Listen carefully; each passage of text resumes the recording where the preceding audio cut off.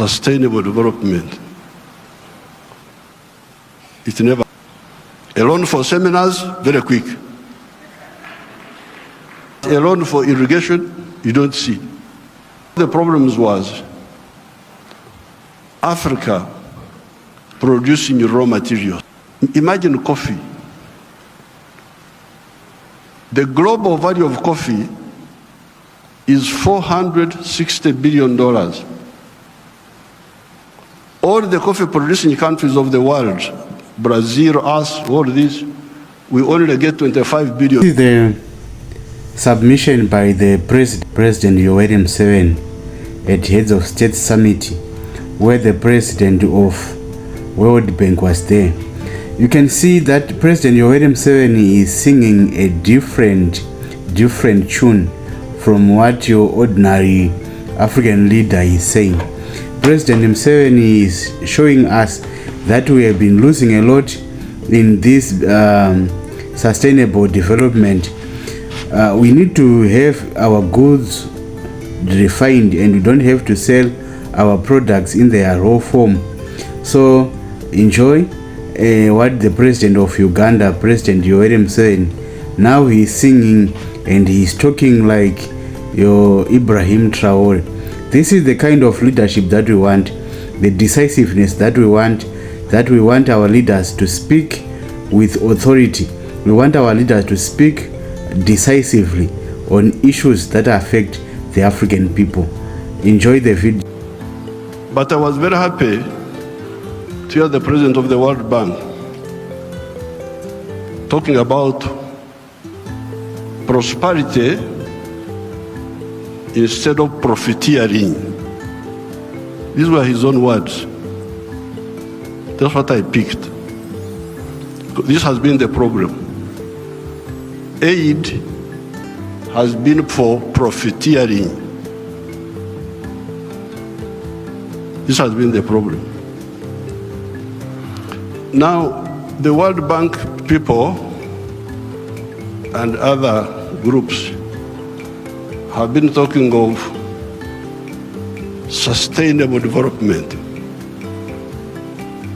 Even in your documents, I have seen those words there. Sustainable development. I am now going to be 80 years old. I have never seen sustainable pregnancy. That a woman is pregnant this year, the pregnancy continues next year, 3 years, 4 years, it never happens. In life, pregnancy develops sustainably within the womb of the woman. Quantitatively, the baby is growing bigger and bigger. But at some stage, quantitative growth must be transformed into qualitative change. The pregnancy must become a baby. If the pregnancy remains pregnancy, the fetus will die. So therefore, I would even ask you to change those words in your documents. Africa does not need sustainable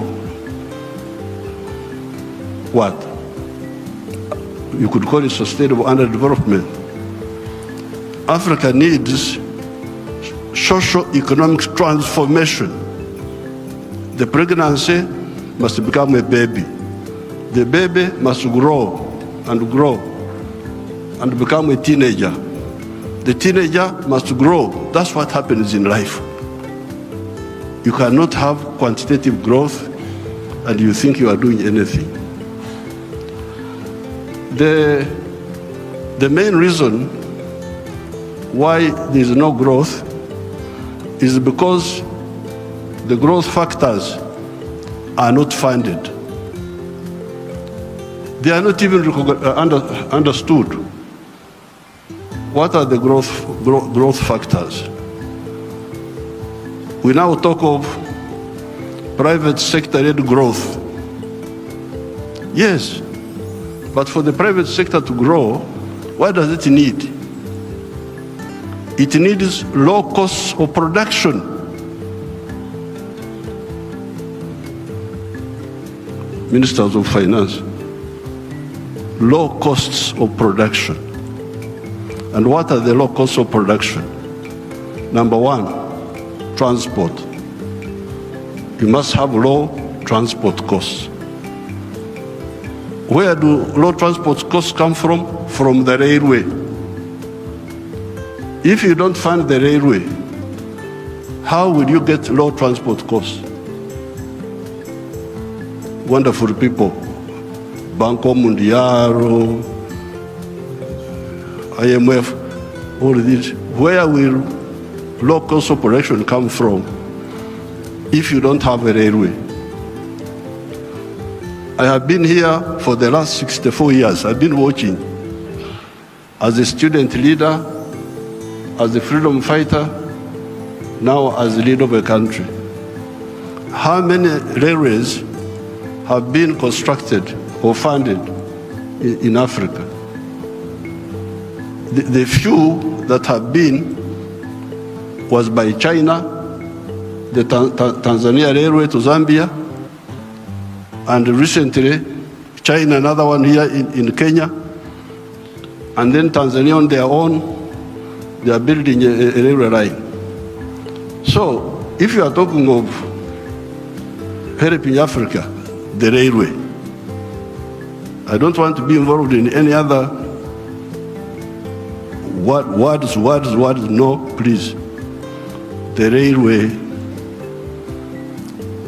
because if you fund the railway, you will have low cost of transport, and you can produce products which are cheap, which can be bought in the world. So you audit how much funding, all these billions you are talking about, how much of it has gone to the railway. Audit it. The second cost pusher is electricity. If you don't find electricity and you talk about sustainable development, what are you talking about? Private sector-led growth. Maneno tu.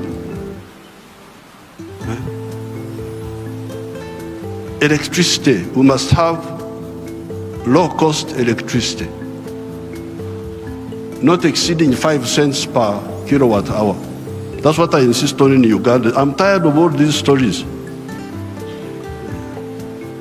These neo-colonial civil servants who have been holding us back, I have put my foot down, say I don't want to hear those stories. And Uganda is developing, and it will develop, because I don't entertain that nonsense anymore. Borrowing for what? Capacity building. Imagine seminars. They call you in a hotel, you eat chapati, you eat mandazi. They say that is capacity building. Capacity building should be on the ground, not just seminars. So, the second point, Excellencies, electricity. The third one, those people who talk about private sector-led growth, I have been trying to borrow money for our UDB, Uganda Development Bank, a bank which funds manufacturers. No, I don't get support for that. Instead, they want me to go, my people to go to commercial banks. But commercial banks cannot give, those commercial banks are to encourage imports. Because the only person who can borrow money and pay it back from a commercial bank is a trader who goes to China, goes to where, Dubai, brings products, sells them quickly, and pays back.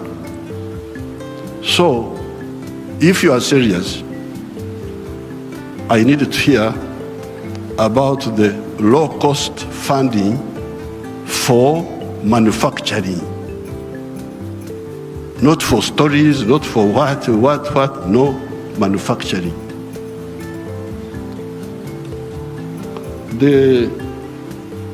How about funding for irrigation? Because if you want to stabilize agriculture, a country like Uganda is very rich, we have got everything.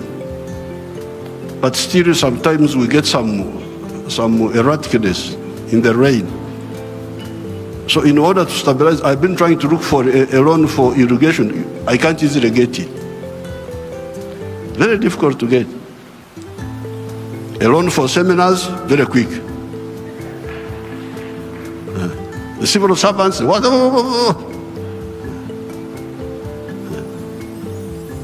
But a loan for irrigation, you don't see.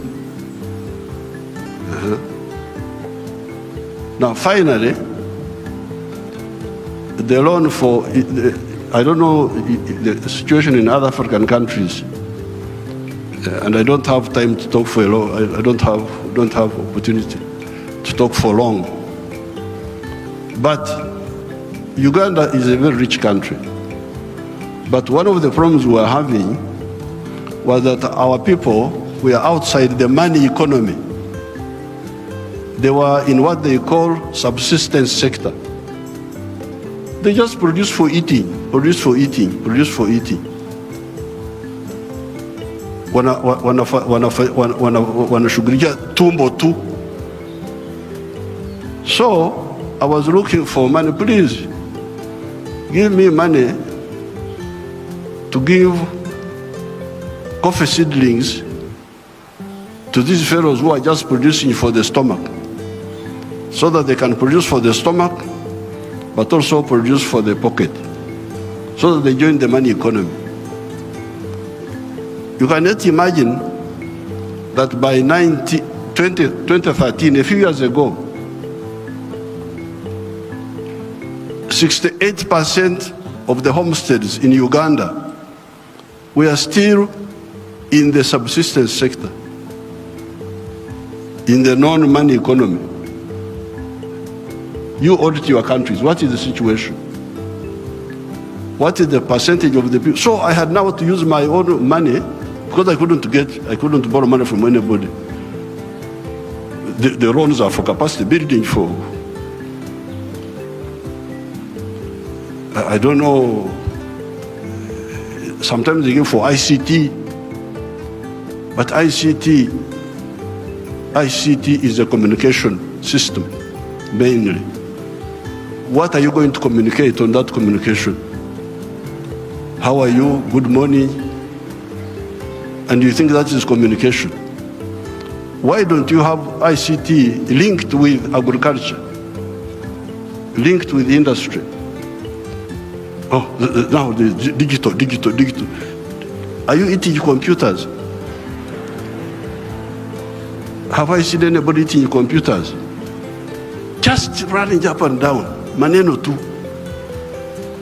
So I was insisting that all these Ugandans must be in the money economy. 2013, not long ago, 68% of Ugandans were outside the money economy, because Uganda is a very rich country. A fool can survive there. In other countries, fools die. But in Uganda, fools can thrive there. They just eat. He stays with his brothers. He eats. He goes from there to the sister. He eats. He's not earning anything, but he's eating. So we said, no, everybody must be involved in the money economy. We couldn't get any support for that. But we funded it ourselves. Each year, we spend about $300 million of our own to make these villagers join the money economy by producing for the stomach, but also for the pocket. And from 2013, I was now told that for the first time, 61% of the people are in the money economy, of the homesteads. It is only 39% that are still out. You imagine those who are still there, just eating, no money. So therefore, this meeting is, then you get your neo-colonial civil servants. They talk of import support. Imagine there is money for import support. Import support. The governor writes to me, reports, we have got import cover for so many months. But I don't want to import, I want to export. Why don't you tell me about import substitution and export promotion? Instead you are telling me of import support. So money is available for to become more dependent. So I'm very glad to hear what now finally, the cash, which we told our people about in the 1960s, we told them, part of the wars we fought in Uganda, we had to get rid of the neo-colonial groups which were there, which were stopping us from thinking. We had to get rid of them by force. But one of the problems was Africa producing raw materials.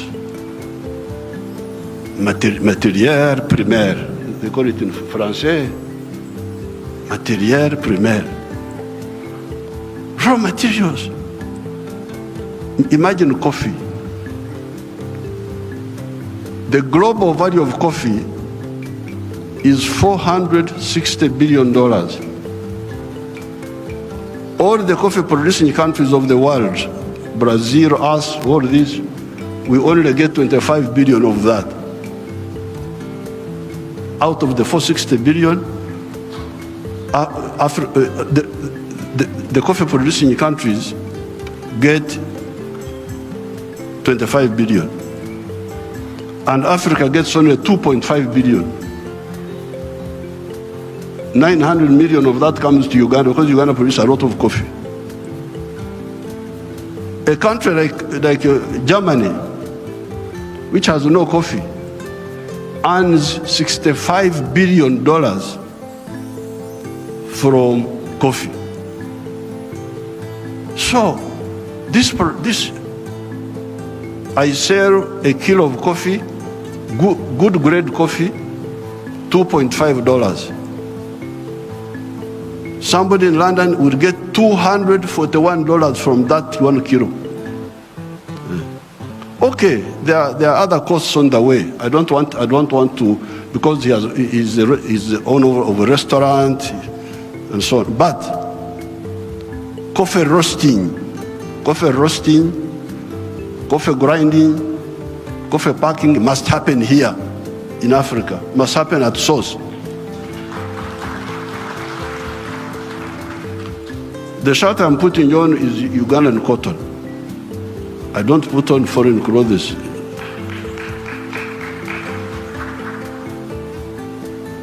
It's only the trousers I'm putting on because I can't go naked. Because they have not solved that problem for me. So, if you look at cotton, how many job levels are there? Job levels. You grow the cotton. Okay, that one we do. Those jobs we do. We gene the cotton. Kutoa mbegu, remove the seeds. That one we do here. And we end there. When you hear all these countries which have got crisis, Burkina Faso, I don't know what, Mali, all of them are cotton growing countries. But how much textiles are they producing? They're importing textiles, I don't know from where. So now if you end at level 2, gening, removing the seeds, then you take the pamba, you take the cotton to cleverer people who are clever. watu wenye akili wako huko. Sisi hapo tutajiita vipi? Kama mtu anakuzidi akili wewe unasema wewe nani? So they take the cotton, they spinning more money, more jobs for their children. They weave more money, more jobs for their children. They put the print, more money, more jobs for their children. I looked at the figures. Uganda consumes 276 million meters of textiles each year. And that wonderful country of yours spends $880 million on clothes. Some of them dead people's clothes from Europe. When people die, their clothes, they are sent to you people, to Africa. And we spend 800, all the money we earn from coffee goes back to bring dead people's clothes. But we have got one factory there called Nitil. It produces 25 million liters, million meters. So in order to clothe our people in Uganda without importing, we need about 11 factories like the one of Nitil. And they would employ about 20,000 people.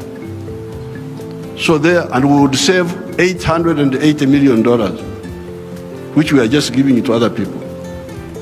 So this Ida, what did you say about the modern slavery of the Africans of producing raw materials? In one of our documents in Addis Ababa, we had talked of Africa producing what it does not consume and consuming what it does not produce. They had put that as a summary in one of the documents of the African Union. We must get rid of the production of raw.